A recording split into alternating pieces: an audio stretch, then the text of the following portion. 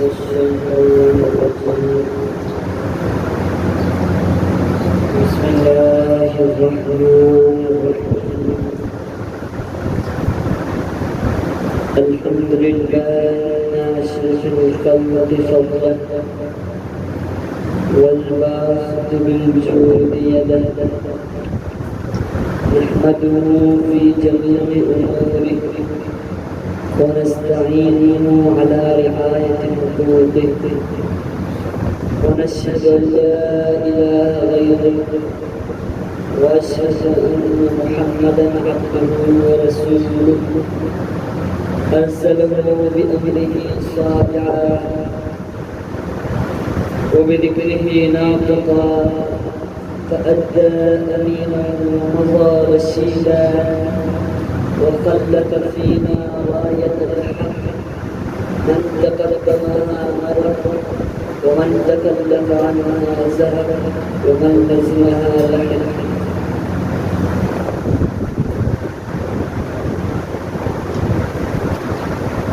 أما بعد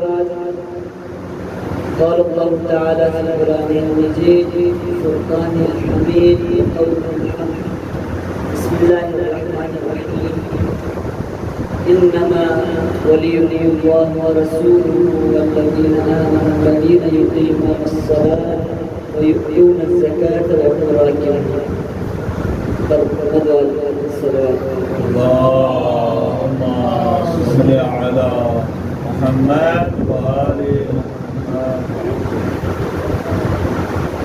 سب سے پہلے آپ تمام علماء کرام کا شکر گزار ہوں کہ مجھے ایک مرتبہ پھر سے ذکر اہل بیت کرنے کا موقع اور شرف بخشا. اس کے بعد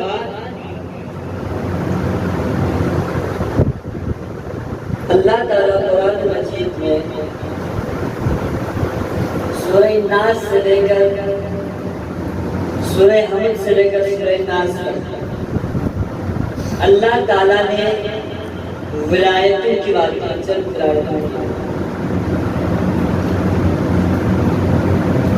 اب وہ ولایتیں کیا ہے اور وہ کون سی ولایتیں ہیں اس کے بارے میں تھوڑی آپ کے سامنے لفظائی کرنے کی جسارت کر رہا ہوں کہ اللہ تعالیٰ قرآن مجید میں سب سے پہلے ولایتوں کی اس نے بتایا. دو ولایتیں ہیں کہ فرماتا ہے اللہ ولی الذین آمنوا یخرجهم من الظلمات الی النور کہ اللہ وہ ہے, اللہ ان کا ولی ہے جو لوگ ایمان لائے اور انہیں ظلمات سے نور کی طرف یعنی اندھیرے سے اجالے کی طرف اور جہالت سے ہدایت کی طرف کو لے کے آتا ہے.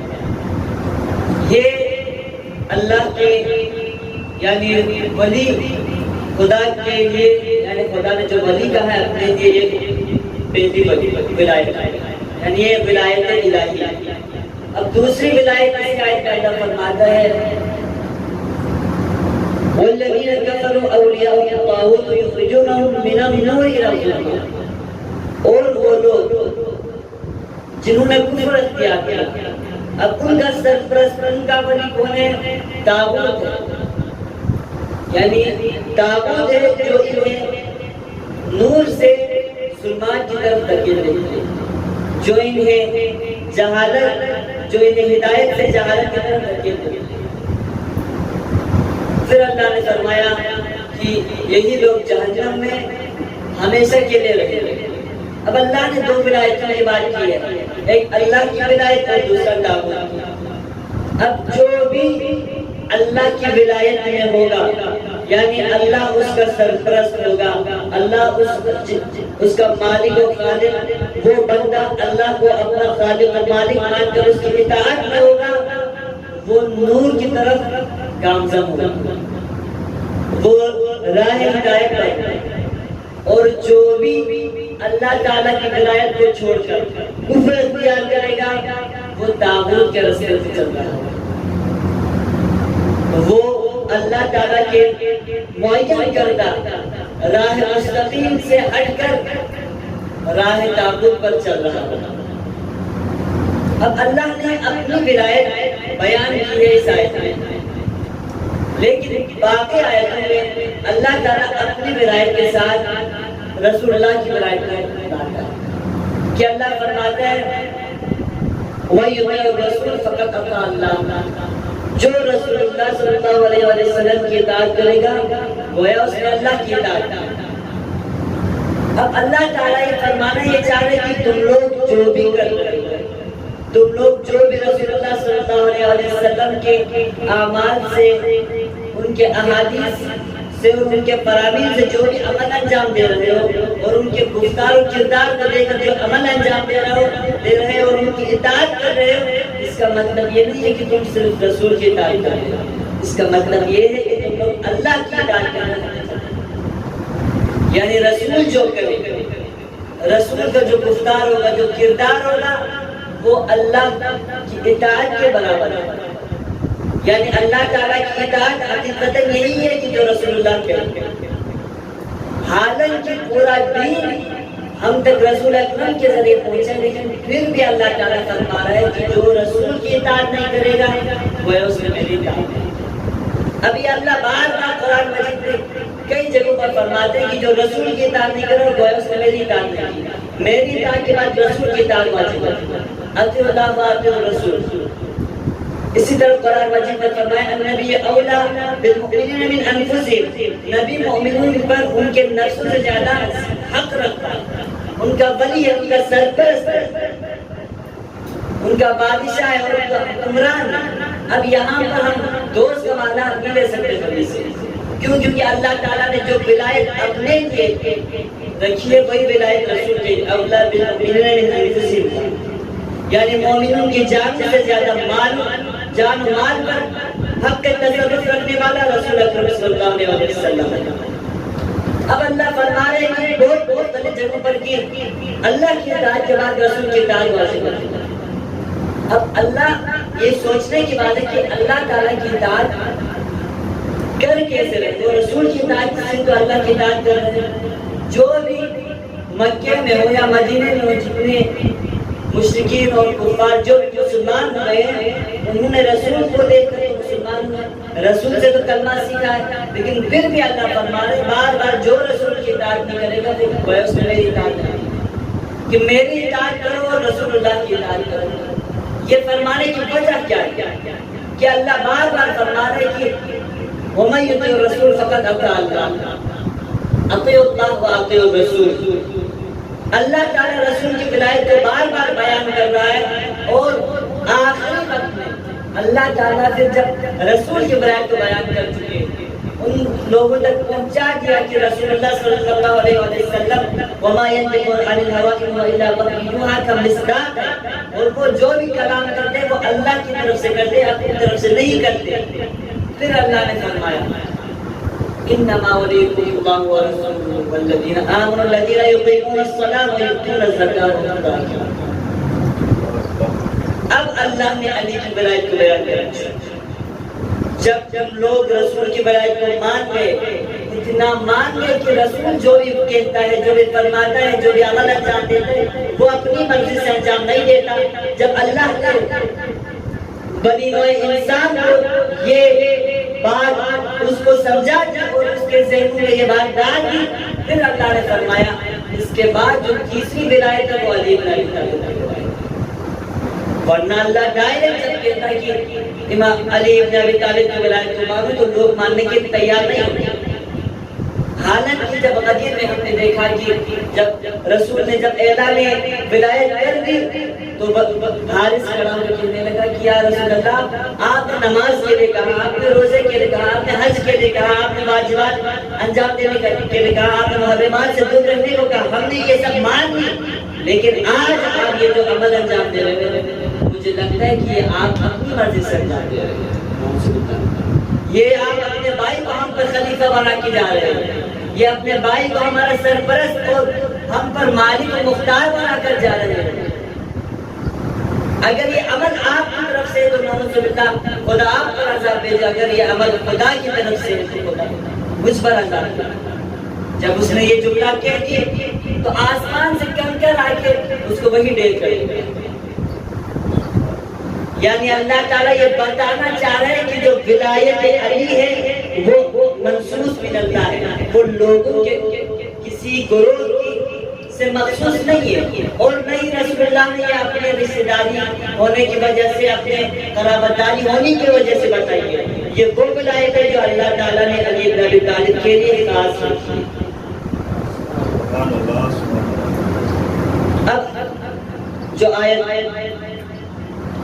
انما ولیکم اللہ ورسولہ والذین آمنوا الذین یقیمون الصلاۃ ویؤتون الزکاۃ وهم راکعون، اس کے بارے میں مختلف علماء اہل سنت نے بھی یہ بیان کیا ہے کہ یہ آیت تب نازل ہوئی جب امام علیہ السلام مسجد کوفہ میں نماز پڑھ رہے تھے، اصحاب کا مجمع تھا اور رسول اللہ بھی تشریف فرما تھے۔ اتنے میں ایک سائل آیا، کہنے لگا کہ کوئی ہے جو خدا کے نام پر مجھے کچھ عطا کرے۔ اس کی پہلی صدا مسجد میں گھومتے ہوئے مسجد کے دیواروں سے ٹکرا کر بے جواب واپس آئی۔ اس نے دوسری صدا بھی بے جواب آئی۔ جب اس نے تیسری صدا دی تو جب کسی نے جواب نہیں دیا تو اصحاب اور رسول اللہ بیٹے دیکھ رہے تھے کہ اس بندے خدا نے عرش کی طرف منہ کیا، آسمان کی طرف منہ کر کے کہنے لگا، اے خدا، میں تیرے مقرب بندوں کے درمیان آیا تھا، تیری مسجد میں آ کر، تیرے گھر میں آ کر، تیرے بندوں سے کچھ مانگنے آیا تھا، لیکن کسی نے مجھے جواب نہیں دیا، کسی نے مجھے کچھ عطا نہیں کیا۔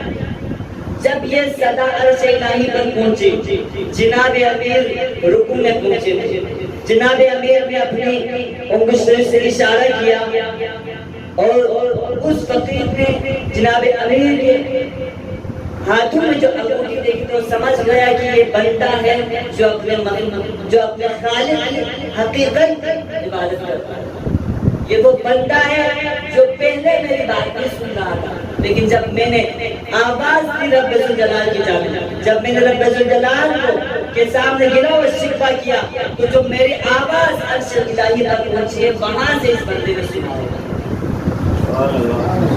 اب یہ وہ عام نمازی نہیں ہے کہ جو رسول اللہ صلی اللہ علیہ وسلم سے کبھی پہلے رکوع میں جاتے تھے، کبھی پہلے سجدے سے سرکار، یہ وہ نہیں ہے کہ جس کو رسول اللہ بار بار اپنے کئی بار اپنے مجلس سے اٹھا کر باہر کر دیتے تھے۔ اب یہ وہ بندہ ہے جس کے لیے رب ذوالجلال رسول اللہ صلی اللہ علیہ وسلم کی خلقت کی وجہ کی علی بن ابی طالب، جو کہ خود پورے رسول اللہ جو کہ پوری کائنات کی خلقت کی وجہ ہے، اور علی بن ابی طالب رسول اللہ کی خلقت کی وجہ ہے۔ اب یہ وہ بندہ الہی ہے کہ جو رکوع میں زکات دیتا ہے۔ اب جناب امیر نے زکات دے دی رکوع میں، بندہ لے کر گیا اور جناب امیر نے جیسے ہی نماز ختم کی، اب اللہ تعالیٰ نے جبرائیل کو دیا کہ آیات الہی میں سے آیت ولایت کو لے کر جاؤ اور رسول اللہ پر بیان کرو، رسول اللہ کو سنا دو۔ رسول اللہ کے قلب مطلب پر وہی نازل ہوئی کہ فرمایا انما ولیکم اللہ ورسولہ والذین آمنوا الذین یقیمون الصلاۃ ویؤتون الزکاۃ وهم راکعون۔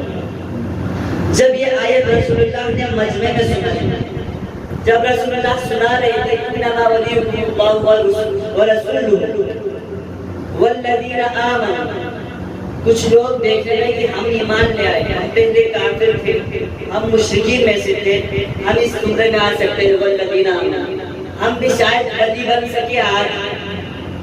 پھر اللہ نے فرمایا والذین آمنوا الذین یقیمون الصلاۃ، وہ لوگ جو نماز قائم کرتے۔ کچھ لوگوں نے یہ سمجھا ہوگا کہ ہاں میں نمازی ہوں، میں نماز قائم کرنے والا ہوں، میں بھی ولایت کا اختیار رکھتا ہوں۔ پھر اللہ نے فرمایا والذین آمنوا الذین یقیمون الصلاۃ ویؤتون الزکاۃ. ارے کچھ نامی گرامی غنی نے سمجھا ہوگا کہ میں بھی تو زکات دیا کرتا ہوں. وہاں پر کچھ بیٹے لوگوں نے سمجھا ہوگا, بڑے بڑے لوگوں نے, کہ میں بھی شاید اس میں آ سکتا ہوں, اس آیت کے زمرے میں بھی آ سکتا ہوں. لیکن اللہ نے مہر ولایت ایسی لگائی کہ فرمایا والذین یقیمون الصلاۃ ویؤتون الزکاۃ وهم راکعون. ارے یہ وہ ہے جو رکوع میں زکات دیتے ہیں. یہ میرا جو لوگوں کو دکھانے کے لیے اپنا پورا دربار بنا. اب اللہ تعالیٰ نے مہر ولایت ایسی لگائی کہ جناب امیر کے علاوہ کوئی اس زمرے میں آ نہیں سکتا. آدم سے لے کر جناب خاتم تک, اور جناب خاتم سے لے کر تا قیامت تک کوئی ایسا نمازی نہیں ہوگا جس نے رکوع میں زکات دی ہو سوائے علی بن ابی طالب. اب یہ ولایت کہ جو اللہ تعالیٰ فرماتا ہے کہ پہلے اپنی ولایت بیان کرتا ہے, پھر اسی کے ساتھ رسول اللہ کی ولایت بیان کرتا ہے, پھر فرماتا ہے والذین آمنوا الذین یقیمون الصلاۃ ویؤتون الزکاۃ وهم راکعون. اب ولایت علی ہم تک جو پہنچے, ہم آج کلمہ پڑھتے ہیں کہ اشہد ان لا الہ الا اللہ محمد رسول اللہ واشہد ان محمدا عبدہ ورسولہ واشہد ان علیٰ ولی اللہ. اب جو ہم یہ کلمہ آج پڑھتے ہیں ہمارے لیے آسان ہے پڑھنا, لیکن یہ جو تین کلمے ہم تک پہنچے ہیں, یہ جو تین ولایتیں ہم تک پہنچی ہیں, اس میں بہت ساری کلمے ہیں کہ اس ولایت کو بچانے کے لیے کربلا میں امام حسین نے اپنا سارا خون بہا اسی ولایت کے خاطر. کربلا میں سکینہ یتیم ہو گئی. اس ولایت کو بچانے کے لیے جناب زینب بے بالال اونٹوں پر سوار ہو کے کربلا سے کوفہ سے شام جا رہی ہے.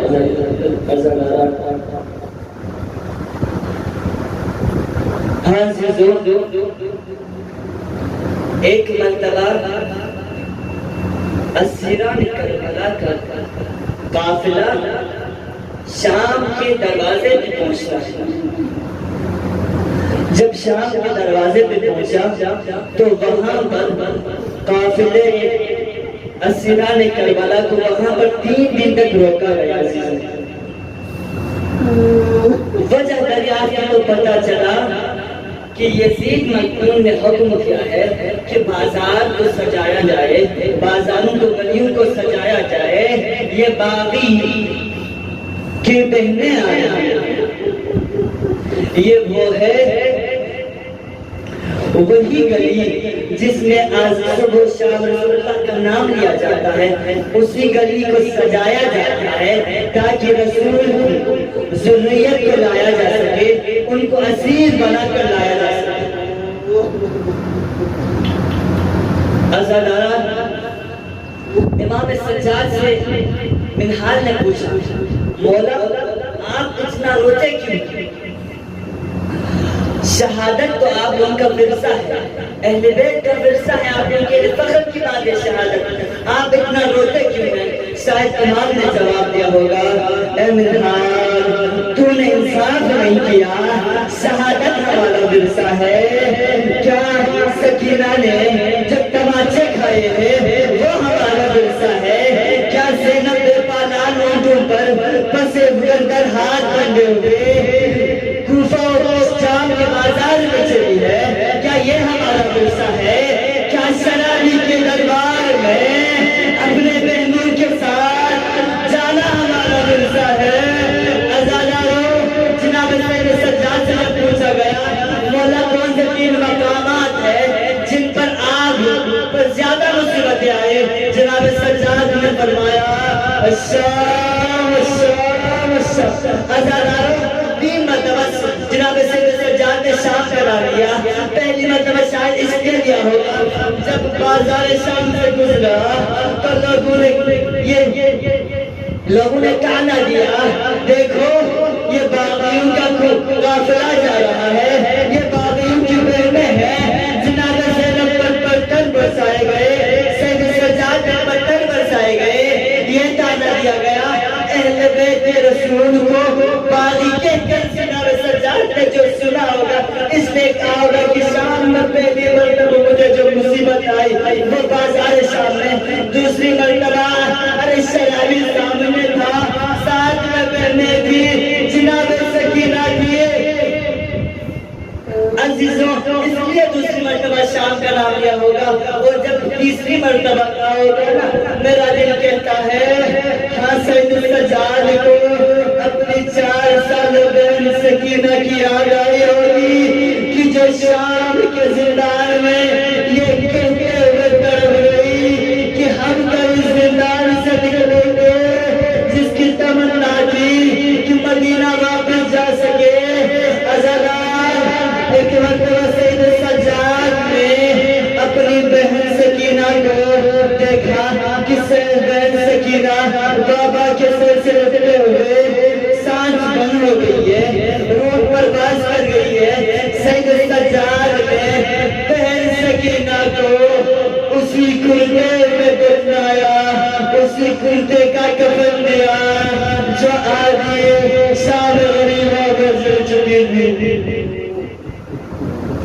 علامت اللہ علیہ القوم الظالمین وسيعلم الذين صدقوا ويجمعون قال